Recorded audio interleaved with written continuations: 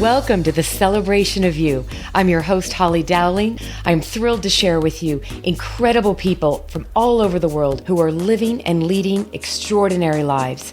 From overcoming immense adversity to discovering the secret sauce to leading with courage and grace. Their stories are going to bring you hope and inspiration. Now let the stories begin.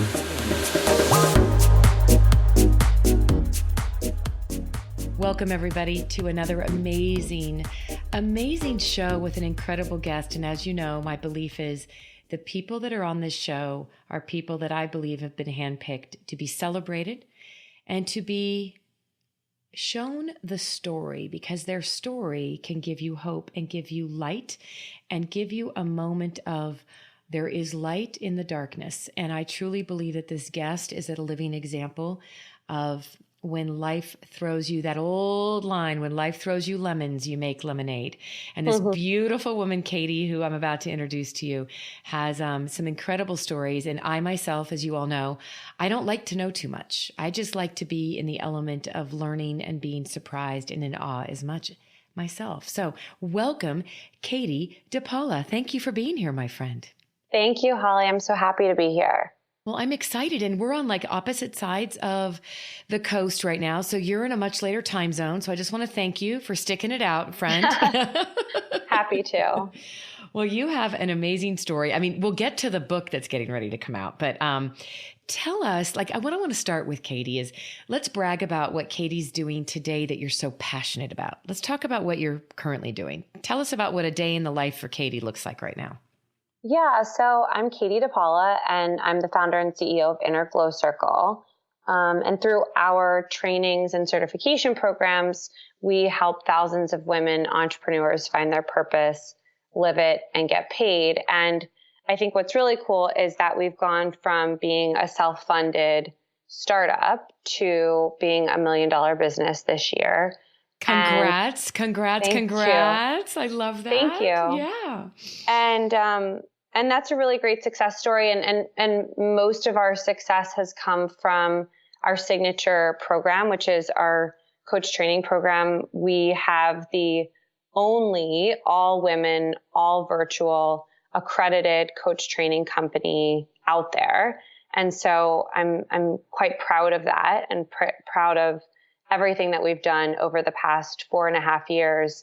But as you know, and as I'm sure we're going to get to and share, I have had a lot of challenges along the way, and more personally than even professionally. And, I think that's the most interesting part of my story, only because I meet so many people through my work, just as you do, who have big dreams and goals, but are afraid or are being held back because of circumstances. And I really have challenged myself to become a living example of not succumbing to your circumstances and really rising above them, and not only rising above them, but utilizing them to create what you wish existed in the world, because life doesn't always look exactly the way that we planned. Isn't that the truth?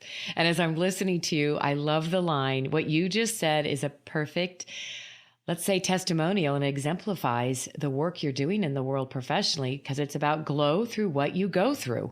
Right. I mean, that's your mantra, and it is. You've harnessed it. And so let's get right to the personal stuff, because I know that's what my guests, the hope they get hearing from people that, let's face it, we all look really successful, but when people really get energized and feel like they have a renewed sense of hope in life and can go after their dreams, is when they hear that it's not just perfect, and it's not been on this was a perfect cakewalk.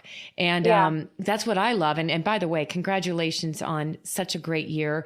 To me, that's God's nudge that you're doing the right thing at the right time, and you're not denying the personal challenges and obstacles you've had to overcome. So I would like to start with, because I have a very dear friend and colleague on my team who is battling Lyme disease, and you're a survivor. Yeah. Talk to us about that. Yeah. Tell us about that journey, my friend. Yeah. So I'm now Lyme free as of 2017. So I've been 2 years Lyme free, but I lived with Lyme disease undiagnosed or misdiagnosed for 10 years. And, My story is really, there's sort of pre-inner glow circle and then post-inner glow circle. And there are challenges before the start of the company and after. So, I don't think like anything in life will fix the fact that life has challenges. It's really about what you choose to do with them. And so when I had Lyme and didn't know I had Lyme, I was living in New York City. I just graduated from college. I went to Vanderbilt. And I thought I was living the dream, working in the big city. That was always what I wanted as a kid and what I saw myself doing. And I was working in fashion and then PR and marketing, and then got a job in sales and was really learning how to sell. And I was really loving it. But I had that experience, as many, many of us do, where one day I found myself crying in the office bathroom, calling my dad, being like, is this all there is? Like, I'm so tired of making cold calls and hitting the phones and sending email after email. And like, I'm going to be doing this for years and years if I don't somehow learn how to go my own way, right? Or glow my own way. Glow your own way. Yeah. We got to say that. I love it. I love it. I love it. There's so many great puns, but so, I ended up moving home, and, we have a family business. I grew up in a very entrepreneurial environment. And so, I didn't know I had Lyme disease, but I knew that something was not right with my health. And that was like the main experience. Like, just something felt off in my body for so long, but 30 some doctors told me I was fine. My blood results were fine. Come to find out, nobody ever tested me for Lyme. What did they ruled out everything else then, didn't they? Like, it wasn't fibromyalgia. It wasn't all these other autoimmune things, but you're miserable. You're like, what's wrong? Right? Exactly. And then they start to say like, well, maybe it's stress, maybe it's sort of in your head, or you think and that really started to frustrate me even more. And so, eventually I had an acupuncturist. I had gotten really into alternative health. And when I moved home, I decided to start my master's in nutrition, because I thought that, because I had shifted my diet and how I was eating, and that had helped a lot of my symptoms go away, even though I still didn't know what was wrong, that maybe that was sort of the key and that would make me happy and I could help other people do that, and yada, yada, yada. But I honestly ended up leaving grad school. I dropped out of grad school very quickly after one semester. And partially it was because I wanted to help people faster. Like, it was going to take me 2 years to be able to be of service to people and actually function as a nutritionist. And I just was too unhappy. I didn't feel like I'd had 2 years. I love that. You're like, I don't have the time. I got to help people now. Right. Right. And also awesome. Like, school is expensive. And, I had hired a coach, and I found out about coaching, and I thought, okay, at the end of the day, you can eat all the kale in the world, and if you're still not happy, you're still not happy. Right. So I knew that even if I started and used nutrition as an access point, there was going to be something deeper. And I just thought that coaching would be a faster route to helping people, and that I could make money faster, and that going through a coach training program would be less expensive than a master's program. And I'm a businesswoman. I've always operated like that. So I just, it was like a cost benefit analysis for me, and it made sense to leave school and start a coach training program. And through it all, I had Lyme disease. So I went through periods of being bedridden and then periods of feeling okay. And that's quite confusing too. And a lot of people who deal with autoimmune or Lyme, or, just have something going in their body that they don't know about, like, sometimes they're good and sometimes they're not. And that plays a lot of tricks on your mind and makes you doubt yourself. But, for me, what ended up happening was I was at my middle brother's graduation, and I ended up losing feeling. It was the end of 2013. I ended up losing feeling in half of my body. And by that time, I had read so much and done so much research that I was pretty sure I had Lyme disease. I just needed a blood test and a doctor to confirm it and help me start treatment. And so I lost feeling in half my body, and I had read a lot of stories about that happening to people. And I went home. I went to my general doctor because the Lyme specialist had such a long wait list, and I got a blood test and I was positive. And it was sort of like, oh my goodness, like there was like this one blood test that nobody thought After to 10 run. years, you're like, excuse me, right? They could have done this. I was mad, as we often are when upsetting things happen. And you put all this trust in doctors and you put a lot of trust in other people, period.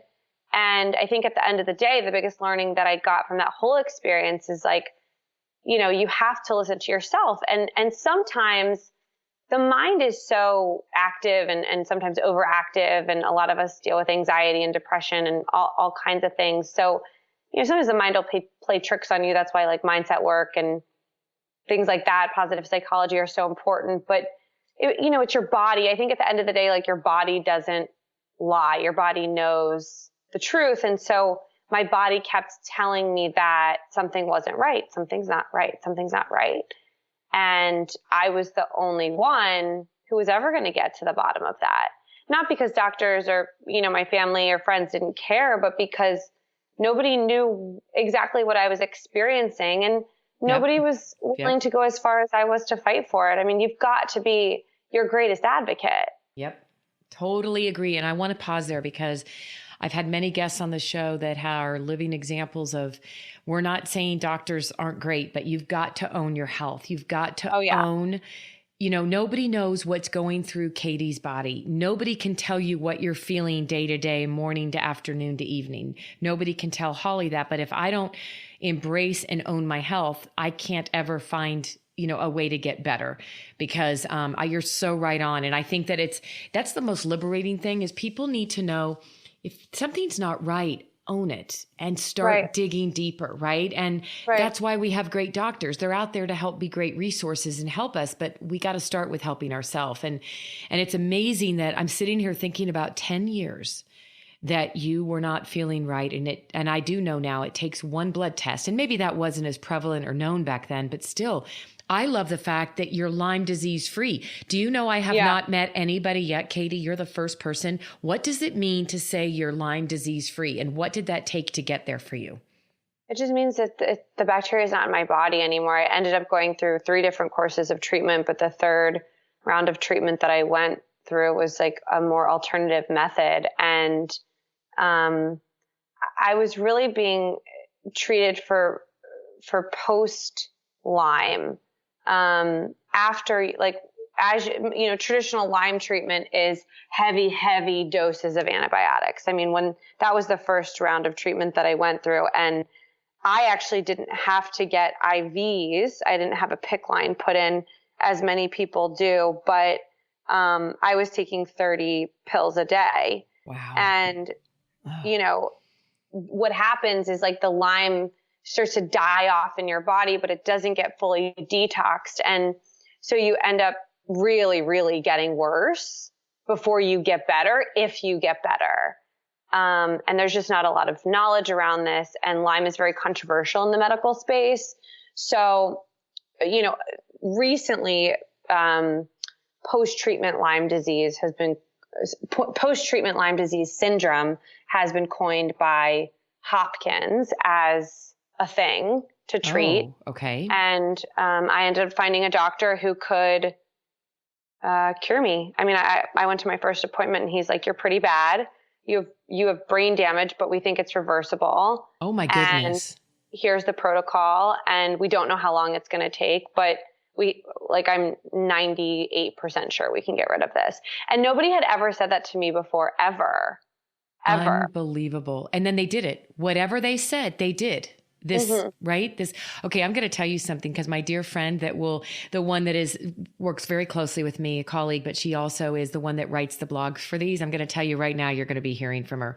This is so funny. She's been dealing with Lyme disease for 3 years. Her daughter's now been diagnosed and she's now on the board in Pittsburgh, Pennsylvania, because she's like you. She's seeking out all the natural things, but it's about being educated and building awareness and people like you who can share your story. And there is hope. And it's about finding the right doctors that believe in the natural or, the different ways of treatment that you're willing to explore. I mean, Katie, you're like a success story, my friend. This is huge.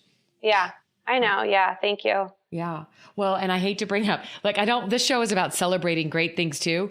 It's also, and the greatness is that you are glowing through what you've gone through. But at the same time, it seems to me that this is going on and you're starting your business. You had another really traumatic event happen in your life with a family member, right? Yeah. So it's sort of wild. Like, so I start coaching. Um, I figure out that I have Lyme disease. I start treatment. Coaching is like this amazing miracle because I can work from home. And not only can I work from home, I can work from my bed or the couch and no one knows. It's Like, so true, no right? one knows. Yeah. Yeah. Yeah. And like I said, I'm a businesswoman. So I know how to operate. And I got a great photo shoot done. And I was in my early 20s. And I remember I wear contacts usually, but I wore glasses during my photo shoot because I thought maybe it would make me look a little bit older and more mature. And I dressed more conservatively. And there were like things that I did to, Yes. kind of shift how I was perceived. Because one of the things I was so insecure about starting off as a coach was like how young I was. And my thinking was like, if I can only work with people that are younger than me, my market is very small in terms of who can afford this. And then, I really wanted to be able to serve as many people as possible. And nobody ever asked me my age ever. Not once did anyone ask me how old I was. And I think it was because I did the work early on to really get real with myself and understand that it wasn't about my age at all. Yep. And that coaching is literally a skill set. I mean, we have a young woman who just graduated from our coach training program, and we have about 100 graduates a year right now. And this woman is in college. I think she's 19, maybe 20. But she's in college studying psychology. She also wanted to go through training as a life coach. I'm like, that's so amazing. And she can be in college, but also be starting a coaching business. I mean, how cool. And she's just been a phenomenal student. And, if I hadn't worked through my own stuff around that, I don't know if like we as a company would be so, have branded ourselves to be so open. Because we really are. This isn't limited based on anyone's age. And, we have women in their 60s going through the program, and we have women who maybe haven't even hit 20. So that's a great story. That speaks volumes, actually. That's huge. Yeah. Yeah. Because coaching is really based on the skill set at the end of the day and developing your intuition and all that. So anyways, my coaching practice really took off, meaning I just kept getting referral after referral. And, I had a lot of success. I mean, I had enough success that I was able to, start to think about leaving my full-time job. And I'd really built up a great client base and was making a good amount of money. And I decided to scale the business. I realized that if I wanted to make real money, I was going to have to scale. And like I said, I come from a family of entrepreneurs, and, they have grown really pretty large businesses, in the DC area. And so there was also sort of that pressure of like, is this a real business, Katie? Like, what are you really doing? It's like, right? Okay, Katie. We see you on Instagram, but like, what's really happening on the back end here? And so I started to think and get creative, and I ended up recruiting a few of my early clients and a few colleagues of mine in the coaching space to come on board and work with us. And we named the company Inner Glow Circle because I called the coaching Inner Glow Coaching, because it was all about finding your glow and finding who you are on the inside and bringing it outside. And yeah, like you said, what happened was exactly 100 days after we started the company, I got a call that my brother died from an accidental overdose. And this was my baby brother. So I have two brothers. Bo was 20 at the time when he passed away. And it was obviously the worst phone call I've ever received. I know. I can't even imagine. And I want to say thank you, because I know we're talking about a lot of different things, but I have a brother that's survived a drug addiction, very, very hardcore. And, not everybody's so fortunate. And the overdose, it's just becoming an epidemic. Yeah. It really is, Katie. And it's like, I feel like, and I'm just going to go here, but I feel like if the greatest gift we can give this world right now is we need to start talking about addictions are usually the result of mental health. And we're not talking about mental health Right. and bringing awareness to it like we do with cancer. Everybody talks about cancer, right? I mean, and yet we have got to start talking about this stuff because, you know, every human being has a touch of it, whether it's somebody in your immediate family or yourself. So I just want to say thank you because I can't even imagine. I think I've lived many days wondering if that call would come. And I'm fortunate to say it didn't, but I want you to know, like love coming through the phone, I can't even imagine what that felt like for you. And, you know, when I think about you and the state you were in when that happened, you know, what have you, and I'm curious because I don't know any of this about you, what have you done since then? How did you pull yourself together? What was that healing like for you in the midst of starting a business? Yeah. It was really hard. It was really, really, really hard to the point where I didn't know if I would make it. And what I mean by that is, you know, I didn't know if I would, there's a difference between like living and like actually being alive. And I definitely felt like there was a part of me that was not, like I was here, but I was not living for a few years after Bo died. And because the company was so young, the one thing that happened early on that I think, I don't know if it was I wouldn't even call it a blessing in disguise, but it was just sort of something that I ended up learning very early was how to build a team because I couldn't always be there. I mean, I was a mess. I was like getting onto company calls where we're just starting this company. And I can't make it through an entire meeting without crying. And so I started in the coaching space and in the personal development world and this world of like influencers and personal brands. You know, it's often about the brand and about the person.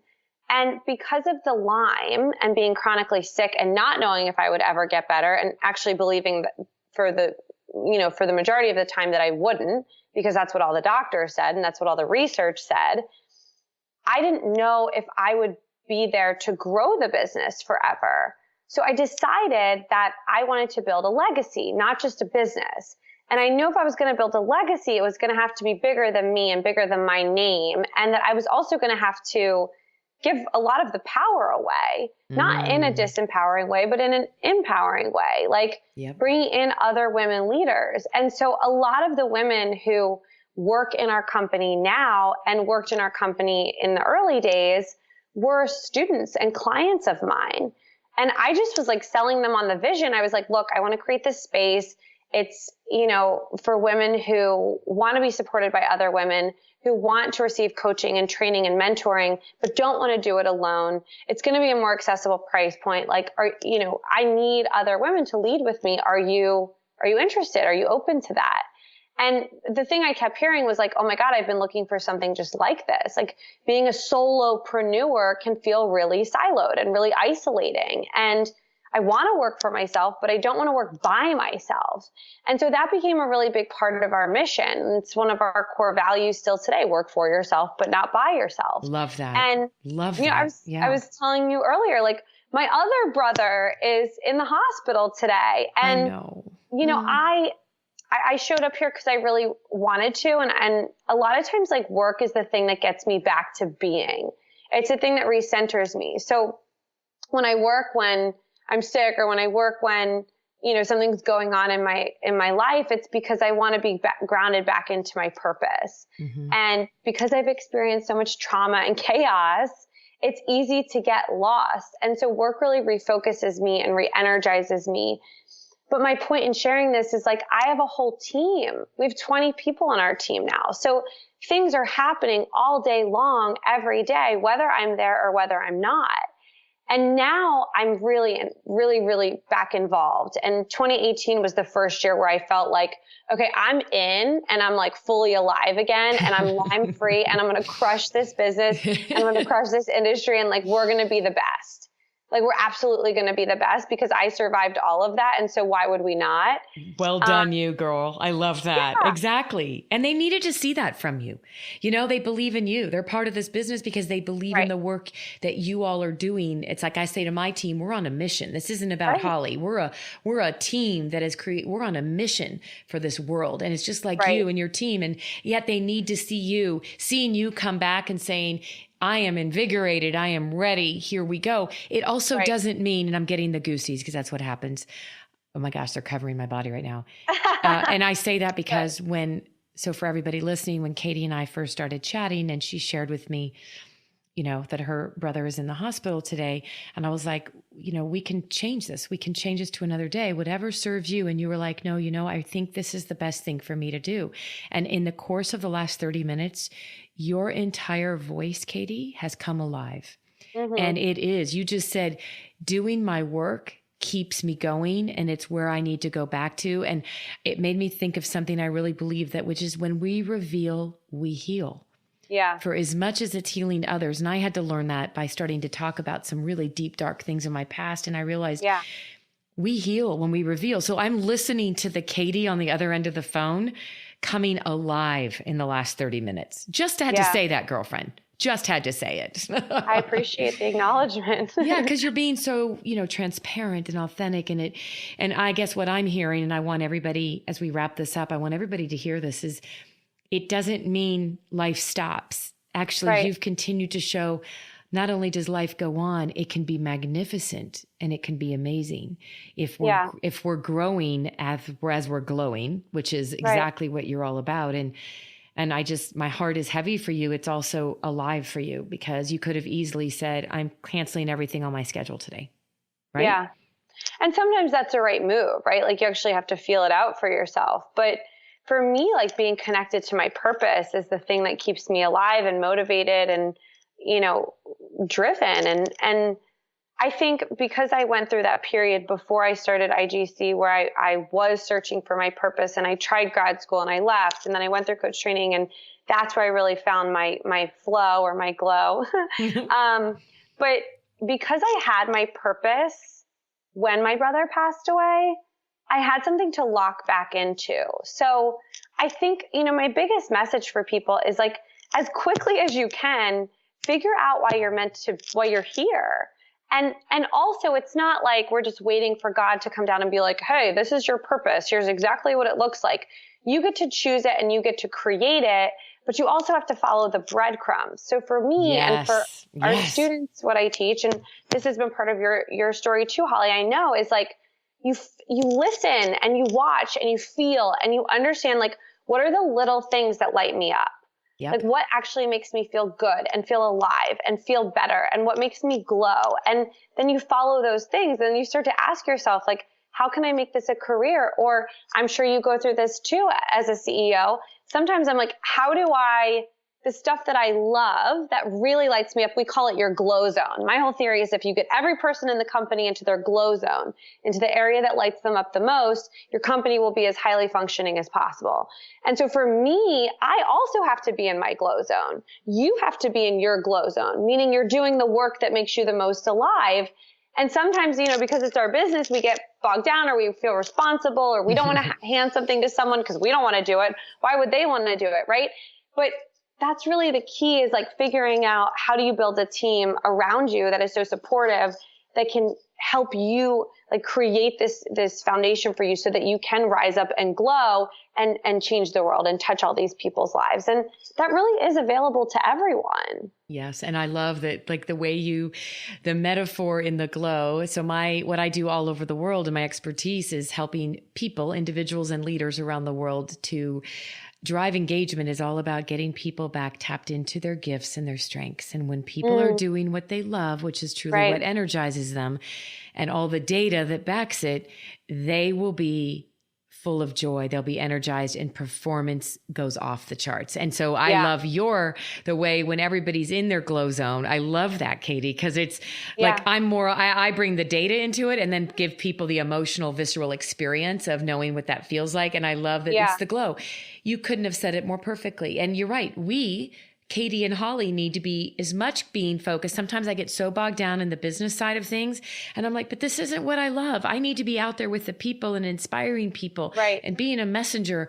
There's other amazing people that are brilliant that love to get into the details and the minutia, you know. And it's so funny, right? I was on a call today with my finance director for the team, and I was laughing and telling her, I go, "This is why you do what you do, and this is why I go run out on stage." And she goes, "Exactly. I hate stage. You let me just handle all the books." I'm like, "Exactly." But you summed it up. And I want to thank you, because I want to thank you for sharing your heart and your soul, for being transparent, for being authentic, for taking your calling and your purpose and bringing it to the world. And I also know that every day doesn't mean it's perfect. So I would love to say to the world, thank you, Katie. And for anybody that wants to learn more about Katie and ICG, can you tell us how best to reach out to you, my friend? Yes. So the best way would be to go to our website, innerglowcircle.com, or you can find us on Instagram at innerglowcircle, or my personal Instagram is at it's Katie DePaola. That was easy and simple, and I love it. And who can't, you don't even need to write down inner circle. Like, think about inner circle glow. Think about all the words Katie just said. It'll be so easy to find that. And I just wish you the very best. I'm going to be sending extra positives and prayers for your brother. Thank you. Thank you. Thanks for sharing this time with us, my friend. Thank you. Thank you. Yes. Thank you for joining me for another awesome celebration of you. If you were inspired by this story, please share it with your family and friends and hashtag Your Story Matters. I'd love to hear from you, so please leave a comment on iTunes. And absolutely, please come to my website, hollydowling.com. Leave a comment there too, and while you're there, pick up your free gift. Most importantly, though, just remember that your life is a gift from God. What you do with it is your gift back.